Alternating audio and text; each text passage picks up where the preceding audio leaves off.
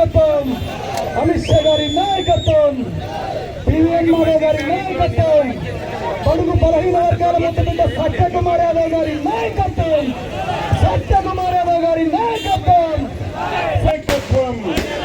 అమిత్ షా గారి నాయకత్వం, నితిన్ నవీన్ గారి నాయకత్వం, పివిఎన్ మాధవ్.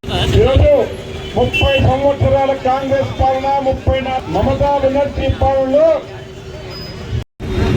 గత 20-30 సంవత్సరాలుగా మతదం పుష్టీకరణ కోసం బంగ్లాదేశ్ నుంచి అక్రమ చొరబాటుదారుని మన దేశంలోకి వచ్చేసి వాళ్ళకి ఆధార్ కార్డులు, వాళ్ళకి ఓటర్ ఐడెంటిటీ కార్డులు ఇచ్చేసి బెంగాల్ నుంచి, కలకత్తా నుంచి అనంతపురం, ధర్మవరం దాకా రోహింగ్యాల్ని పంపించిన ఘనత మమతా బెనర్జీ. ఏదో విధంగా భారతీయ జనతా ఒకసారి అధికారం రావాలనే కల ఈరోజు నరేంద్ర మోడీ గారి నాయకత్వంలో ఈరోజు ఛేదించామని చెప్పేసి సందర్భంగా మనం చేస్తున్నాం.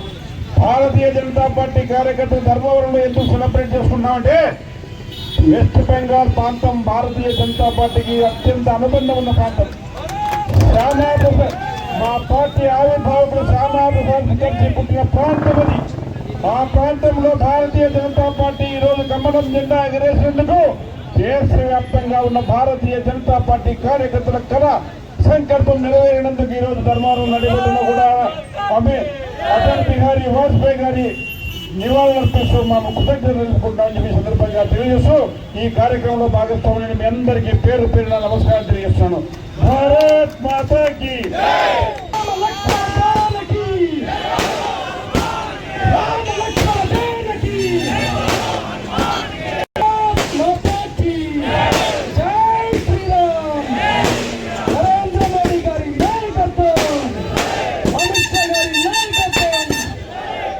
కళ. నిన్నటి రోజు బెంగాల్ ప్రజలు దేశవాసులకు, దేశభక్తులకు అందరికీ కానుకగా ఇచ్చారు. ఇన్ని సంవత్సరాలుగా బంగ్లాదేశ్ చొరబాటుదారుల్ని, అదేవిధంగా పాకిస్తాన్ చొరబాటుదారులు కూడా బంగ్లాదేశ్, బెంగాల్ ఒక రాజమార్గం అయిపోయింది. దాన్ని అరికట్టాలి అని చెప్పేసి దేశంలో ఉండే ప్రతి ఒక్క పౌరుడు కోరుకున్నాడు. దాంట్లో భాగంగానే గత దశాబ్దాల కాలంగా భారతీయ జనతా పార్టీ కార్యకర్తలు ఎంతోమంది బలిదానాలు, ప్రాణ త్యాగాలకు చేసి ఈరోజు పోరాడి గెలిచినారు. దానికోసం ఈరోజు భారతీయ జనతా పార్టీ దేశవ్యాప్తంగా ప్రతి ఒక్కరూ సంబరాల్లో మునిగి ఉన్నాం. మా శ్యామాప్రసాద్ ముఖర్జీ మా పార్టీ ఆవిర్భావకులు కలకత్తా నగరం నుంచి వచ్చిన వ్యక్తి. మేము ప్రతి సంవత్సరం కోరుకునేవాళ్ళం, ఎక్కడ మా కాషాయ జెండా ఎగురుతుంది, ఆయనకి ఎప్పుడు మనం ఘన నివాళులు అర్పిస్తామంటే ఈరోజు సార్థకత అయింది నరేంద్ర మోడీ గారి నాయకత్వం అని చెప్పేసి ఈ సందర్భంగా మీ అందరికీ తెలియజేస్తున్నాను. దీంట్లో పాల్గొన్న ప్రతి ఒక్కరికి నమస్కారాలు తెలియజేస్తున్నాం. వర్గాల ముద్దుబిడ్డ సత్యకుమార్ యాదవ్ గారి ఆదేశానుసారం ఈరోజు ధర్మవరం పట్టణంలో భారతీయ జనతా పార్టీ కార్యకర్తల నాయకులతో సంబరాలు జరుపుకోవడం జరిగింది. దానికి కారణం ఏంటో దేశ ప్రజలందరికీ తెలుసని వాళ్ళు తెలియజేస్తూ ఉన్నా. ఒక అరాచక పాలనకు ఈరోజు నాంది పలికినటువంటి ఆ పశ్చిమ బెంగాల్కి సంబంధించినటువంటి తాజా మాజీ ముఖ్యమంత్రి మమతా బేగం గారు అక్కడ ఉన్నటువంటి అనేక మంది హిందువులను కోత కోయడం జరిగింది.